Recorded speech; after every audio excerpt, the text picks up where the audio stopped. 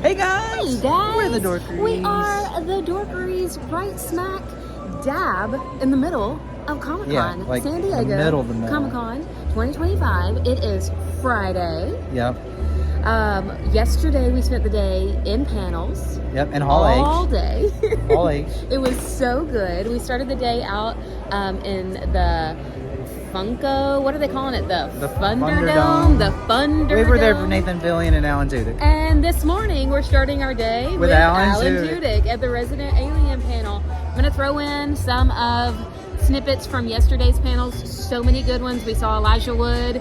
We saw Peter Dinklage. Rob Reiner. So much fun stuff. Today is going to be packed Five Nights at Freddy's full cast. of panels again. We're in Ballroom 20 and then we're going to hop over to Hall H. It's going to be such a fun day, guys. Yeah. San Diego Comic-Con. Front row. We're on the front row. This is like, this is one of our favorite times of the Nerd year. out. I've had coffee. I've had a Celsius. I can tell. It's going to be a fun day. Early morning. We are 3 rows back for the Thunderdome panel, and they've given us this ticket to retrieve some sort of prize or redemption or giveaway. I believe we are seeing in this panel Nathan Fillion and Alan Tudyk.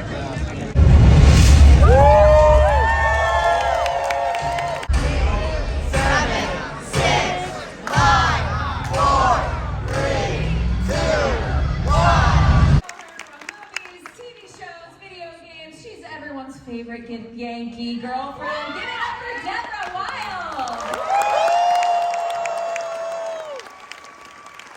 Wild. A walking IMDb. More recently, you may have caught him as Dr. Phosphorus or Clayface in Creature Commandos, or perhaps number 4 and Gary.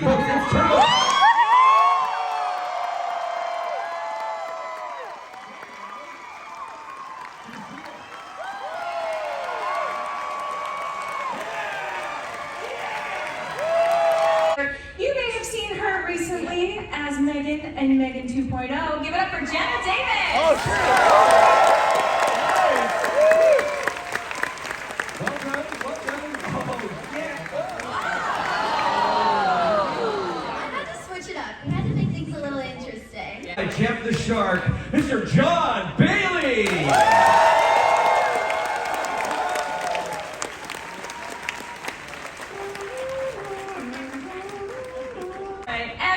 Not least, all right, he looks good in everything from a green ring to a brown pen. Firefly, please give it up for Nathan Fillion. Nathan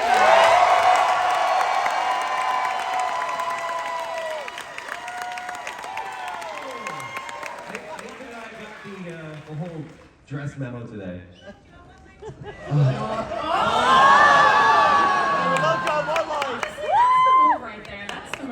I was dressed like a fleshy lobster. That was not easy, and then they put you in a flying harness under that, which is the worst, and then they're swinging you around from the ceiling. It's torture. Loved every minute of it. I think nothing really beats a classic mocap suit, lovely, tight, like black sort of pajamas, Velcro everywhere, going to the toilet, a nightmare. Really makes you feel just, and you get a lovely little hat to go with it, so with lots of little Velcro markers. I don't know if it's so much uncomfortable as unstylish. It's pretty comfortable. It's got, it's kind of pajama-like. It's got some give. But yeah. But the laughter really makes it. Laughter from your cast. Unless everyone's dressed like that. Oh, yeah. In which case, hey. Yeah, right. Alan, you had a vertical difference, though. Alan played K2SO. Oh, yeah. Rogue One. Did you have any sort of harness that increased your vertical height? No, just still. But I love them. I learned to love them very quickly. I like being 7'1". I wasn't great at running in sand. I guess that was a little uncomfortable. Is anybody good? Of course it's rough and it gets everywhere. Just in, there was a second thing I would use, but it was not at all uncomfortable. I loved it. I missed them. Is it uncomfortable having your crotch at people's eye level? It was uncomfortable then. Very much so. But I made some, some lifelong friends. And I'm gonna, it sounds like I'm being cheesy, but it's Batman for me. And the only reason why is I just feel like it's a dude that can afford cool things and be a hero. Bro, that's called Iron Man. Yeah, that is Iron Man. But I like the suit that Batman had, you know what I mean? I just thought that was cool, the cape. I always loved that story. Like, I don't know, that's me. We can probably have a panel on Iron Man versus Batman. There's 6,000 people here, and I brought 6,000 Funko keychains for each and every one of you. And I got 4 Funkos right now that I want to autograph, and I know you got 4, so we're gonna sign these, and then sign these 4. Sign. And let's not forget, okay? They're gonna be signing. Colliders, directors. This says Paul Feig. I do a good imitation. I've upgraded my career just immediately. Oh well, now I have to be that guy. I'm just curious, who has been to one of our director panels in the past? This is going to be a good one, I promise. There's some good surprises coming. Before we get into everything, thanks to Jeff, our amazing editor and friend. Let's watch a little sizzle reel of these guys. The ones who are the most comfortable in their skin are okay with it. Yeah. They're okay with it. Jack Nicholson always said, tell me how you want me to say this. Or Tom Cruise would say, how do you hear this? Because there's a music. Yeah. There's a music to, especially comedy. But have you found this? I've had that because I had to know what I wanted it to sound like. When they say do that, when I do it, it sounds terrible. And I'm like, oh, just what you were doing is fine. Yeah. She was very nervous about it because she's in front of the crew, there's extras there, and she didn't go all out. So I said, look, Meg, this is what I'm looking for. And I sit down opposite Billy, and I'm going, yes, and I'm realizing I'm having my mother who delivers that line, I'll have what she's having. But when then Meg does it, it's better than anything I could ever. Logan, do you have another picture you're about to do? Because I have a part maybe. No, but that we'll talk about later. But I don't love casting. What I tell actors is a number of actors will come in for a part. Obviously, you can only pick one. So that means all the other actors are not going to get chosen. So what I say to them is, enjoy this. You're acting now. If you love to act, you're acting now. So take that as the fun thing to do, because it can't be about, oh, I better get this part if I don't get it, because then it'll be incredibly disappointing. And personally, I don't love that, because I know from the other side, you're on the other, you get rejected. It's horrible. And I've been in that position, so I don't want to put another actor there. And I remember when Kathy Bates came in for Misery, she was not a known film actress. She had done theater, and Bill Goldman recommended her, and I said, yeah, she's great. I've seen her on stage, she's terrific. But I had to have her come in, and she came in, and she sat, and I said, well, we have a scene, and I read it with her, and she read the first 2 lines. I said, oh, that's fine. And she thought I was rejecting her. And I said, no, you can do it, you have the part. And she said, what do you mean? I just only read 2 lines. I said, yeah, but I can tell you can do this. And she said, really? And I said, yeah. And she said, can I call my mother? So I said, yeah, you can call your mother. So I would rather have, and now this is an interesting thing, because we're in that situation where people put their auditions on tape. Yeah. And so you can sit there and you're not feeling like you're rejecting them right to their faces, but I don't know if that's as good as when they come in. You can get more feel for the person. And so how do you feel about that? Well, I mean, you can find, you want to find out if somebody's directable. Yeah. That's the biggest thing. But there is, I'm the same. I mean, I went through so many years of bad auditions and just, being made to feel like crap by people, and that I overcompensate. Judd Apatow always said, everybody leaves one of your auditions thinking they have the role. Yeah, I'm the same way. It's like, oh my God, it's terrible. And then they walk out like, oh no, right? All right, so are you guys ready for some Five Nights at Freddy's 2? Sitting in those seats. They did make it. Emma, would you like to do the honors of introducing everyone out here today? First up, we have Teo Briones.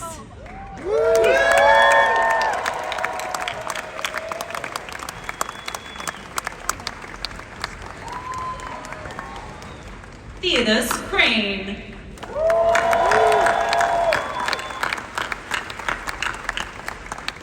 Piper Rubio.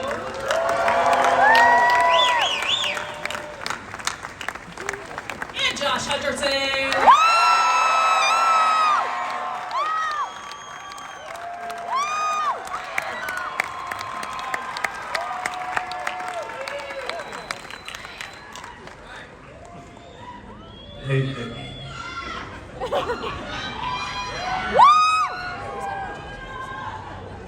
Hey Josh, I think they like you. Very nice. Thank you guys. We're all very happy to be here. All right, Josh, while we're talking about you, man, look, first off, that applause you got when you walked in, I've only seen people like Kobe Bryant and Michael Jackson walk out to applause like that, bro. I'm saying, like, I've dreamed my whole life of walking out and people go, oh my God, Juju. I got to witness it through you. I got the proxy, so thank you for that. It's all yours. Thank you. I'll take it gladly.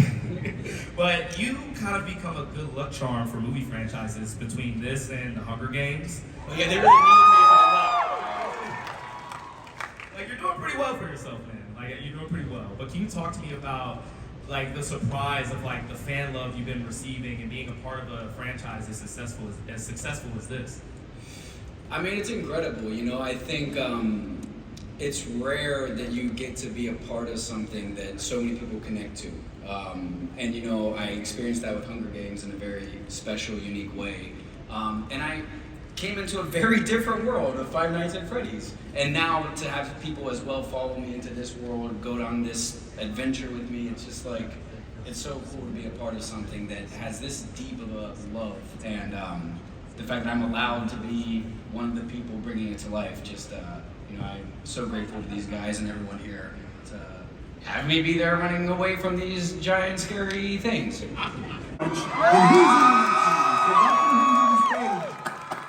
your hands together, scream loud, scream louder, scream. Thank you everyone, much love. Enjoy San Diego, have a blast, goodbye.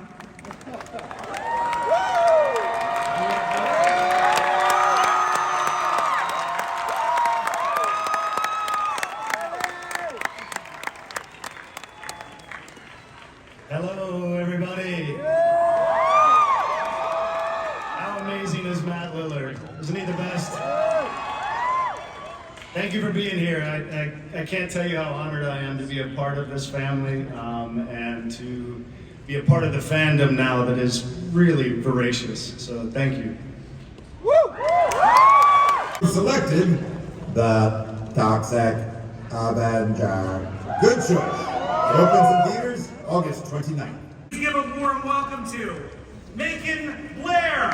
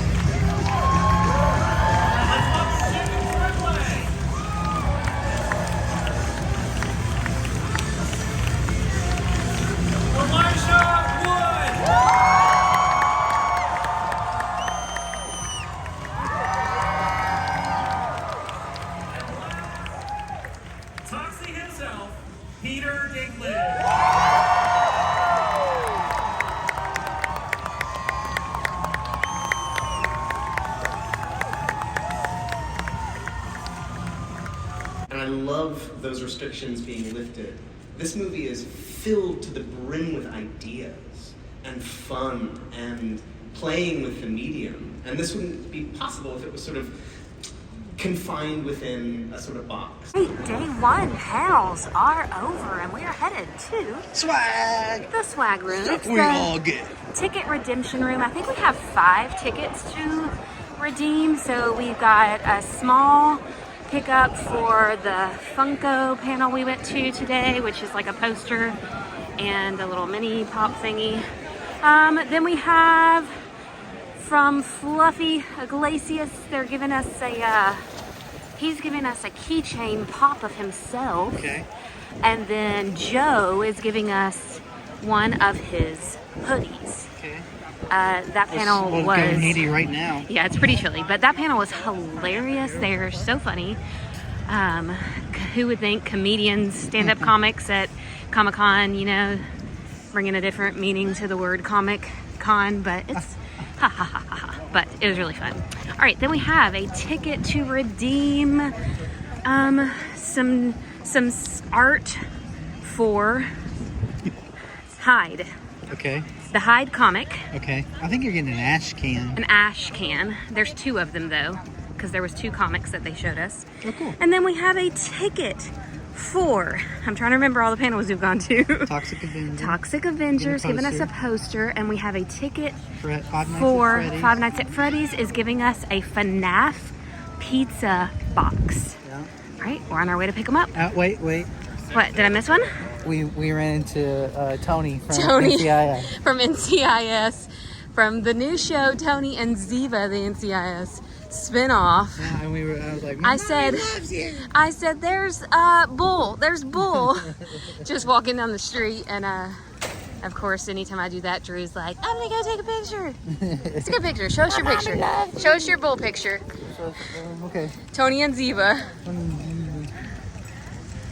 Did you really say my mommy loves you? Yeah. That's like,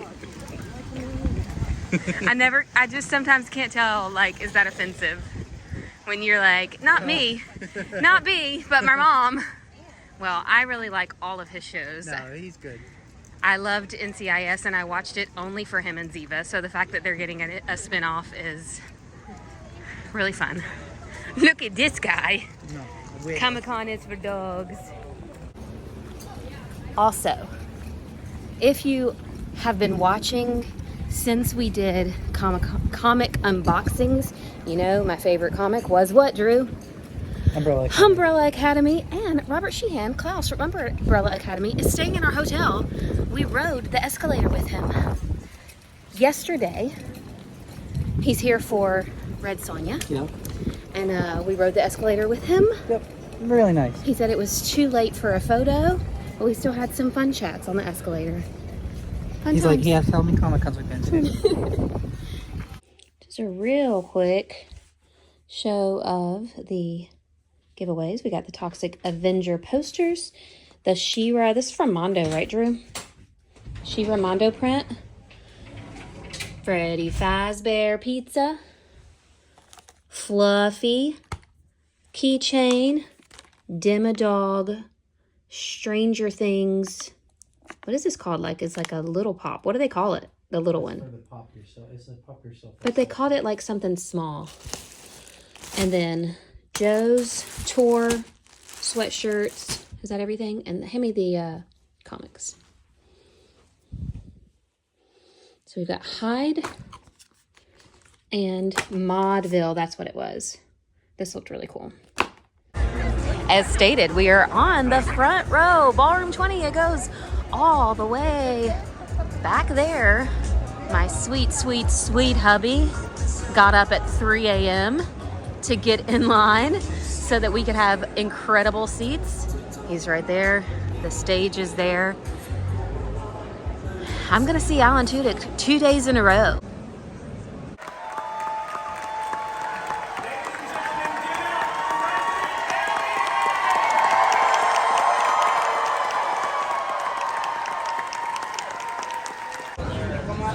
That last panel was quite a shock, and I'm not sure how I'm gonna edit it. I don't know if I'm gonna put snippets in it for you, or I might at some point upload the entire panel.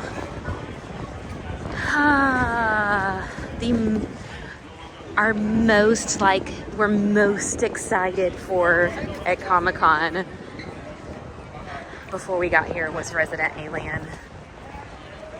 And literally to sit down front row for the Resident Alien panel just to have them tell us that the show has been canceled. And this will not only be like their first time at Comic-Con, it will be their last time at Comic-Con. I'm really glad that I got to be there. I'm really glad that we got to be on the front row. Oh, it was very bittersweet. Amazing show, hilarious show, funny people, good people. That's all right. That's just part of it.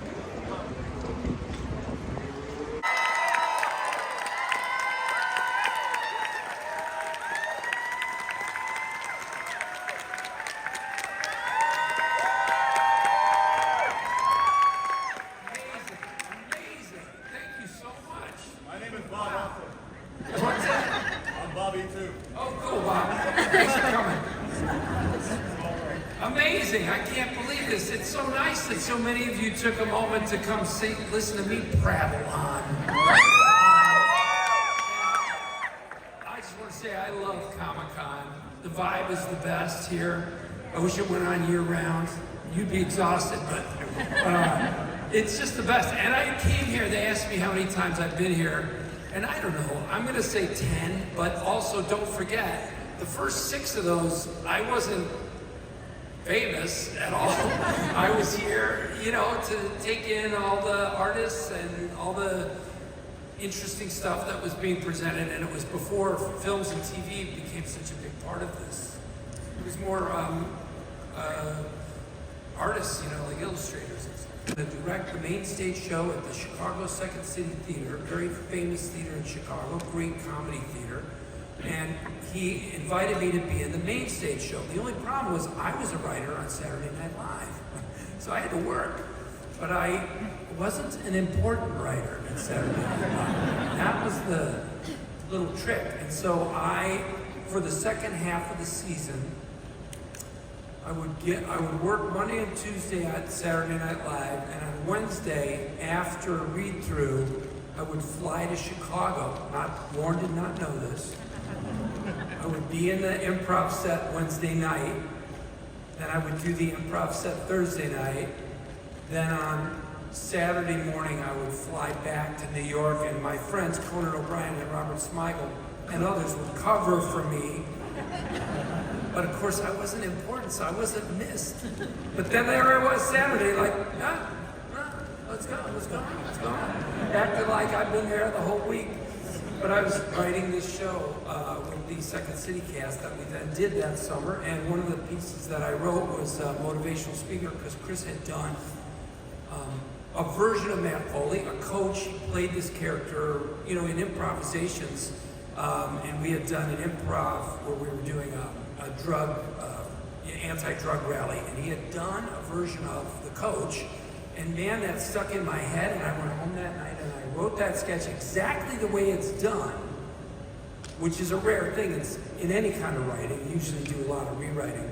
And so it's just very special to me, and as was Chris, to all of us. You know, it's such a, yeah, please do. And if you don't know Chris's work, you sit down and watch some of his movies and just know that you're seeing about 1/5 of what he was capable of. He could have done drama. He did a few quieter scenes at Second City, which doesn't always go balls to the wall comedy, and sometimes does a more dramatic comic moment, and he did a few of those. He could have done dramas. He could have done everything. It's a terrible shame what happened there, and he was also a beautiful guy. I loved him. I would not have beaten him at that game. What I would have done is a different Michael Scott, and probably a sadder.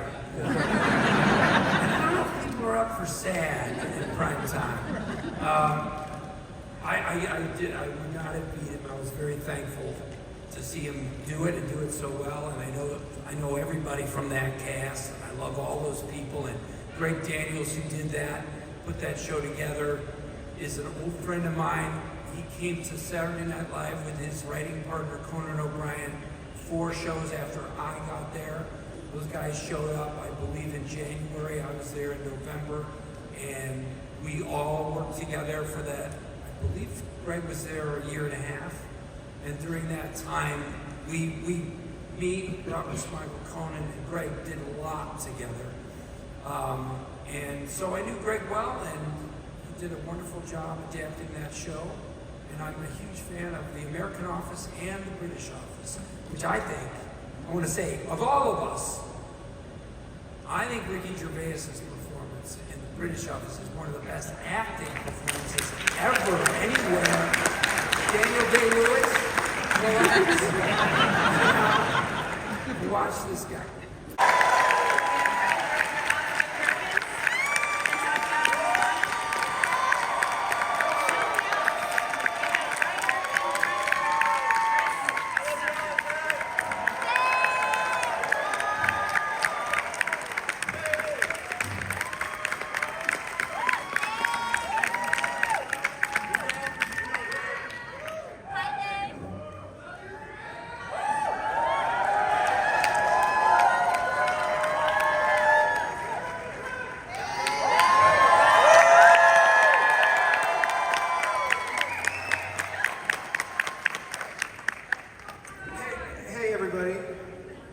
My name is Perkins. Well, the script was just so bold and exciting. The horror set pieces in this movie are insane and fun and like nothing we had ever seen before on screen. I think as actors we felt really excited to get to do things that we've never gotten to do on screen or off screen. She's referencing us having sex for the first time. Experience, and I'm glad we got it on It film. only took 13 and a half years, but it was worth the wait. We haven't done it since. But also I think because our film deals with fears of monogamy, fears of toxic codependency, I think we felt like it made a lot of sense for us to do this movie together as a real life couple. Would add this meta quality to the film. It would sort of definitely help infuse the character's history with our own emotional history. I am right here with you. Yes, it is I, Adam Bork, the world's greatest superhero director. Yes, let me hear you. Let's let James Gunn know I am the baddest superhero director in the land. Let him know. The Russo brothers are so afraid of me they didn't even show up this year. Christopher Nolan, who? Let me hear you. Let me hear you. I'm so glad we can come together. What an honor. Just an absolute honor for you to have me here. Oh, God, I love you so much. Now, there are vaught cameras everywhere here, so that means the Deep is watching. Let's give him a big shout out and thank him for taking time out of his busy schedule. Yes! Love you, Deep. I know you're filming and fighting crime and making out with yourself. I'll tell you right now, if I was that handsome, I would never leave my mirrored mansion in the Boo. Never. And that's Malibu for you San Diego people. And for those of you that don't know this, actually, you might think that the Deep's name comes because he's from the deep, deep ocean. Not true. He happens to be the world's deepest actor. And the best actor I've ever worked with. So thank you, Deep. Give it up for the Deep, everybody.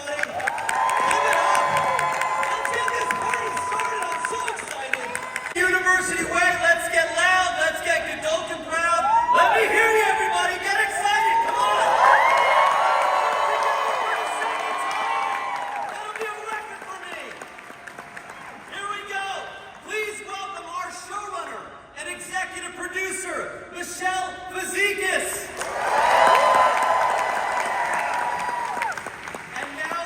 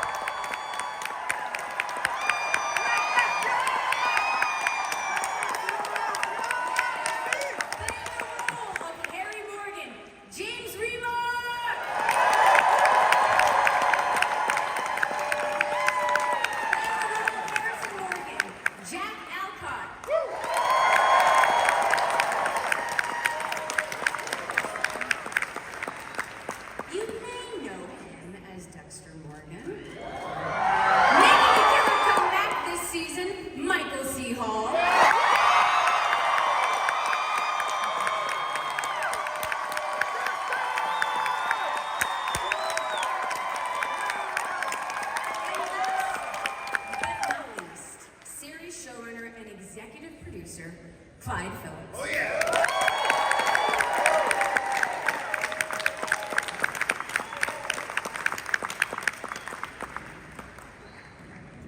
All right. Kristen Ritter!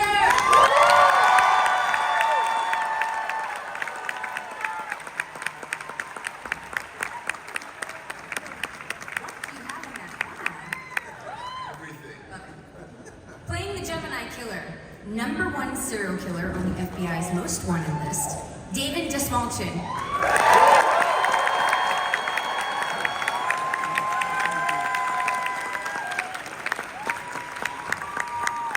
Apologies. I had trouble attaining a ride share. It is Friday night at 8 o'clock, and we are in line for tomorrow's panels. We are not sleeping out here, but this is the process for getting wristbands to be guaranteed a seat in the first panel of the day. And you can see the people in the light up vest. That's where we have to get wristbands. And we have to go through. It looks like this line zigzags about 3 times and then goes that way all the way down there and then zigzags a few more times. I don't know, we've been here about an hour. I'm guessing another hour. You ready to see John Cena Yeah, that's what we're doing tomorrow. and Ryan Gosling Oh, I forgot about that. and Star Trek It's gonna be a good day. and Demon Slayer? It actually took about 10 minutes and we're to the front now, so. Down. Slide down, slide down, slide down. We got them and we're done. Not too bad, not too bad. Another wristband for the backpack when this is over. Now let's go to Crunchyroll. So I've been in the room for some of today with the balcony door open and listening to this Crunchyroll concert that we were unable to make. It's been on for about 5 hours and it's been so fun to listen to. Because again, here's the Crunchyroll at Brady Stadium and then here's my balcony right here. And we are Crunchyroll premier people. We love Crunchyroll. We watch Crunchyroll. I just didn't make it over there, so I just listened from my room. Listened from my room. Was it last year when Lisa was there? Yeah. We'll see Lisa while tomorrow. we were in this line to get a Marvel wristband. So I got a feeling that like you don't bring Lisa to a panel inside Hall H just to sit on a panel and talk. You think she'll sing? She's 100% gonna sing. All right. It could be the moment, Farrah, of replacing Kansas. Even though you've never From the watched a Supernatural second panel. of Demon Slayer in your life. I need food now.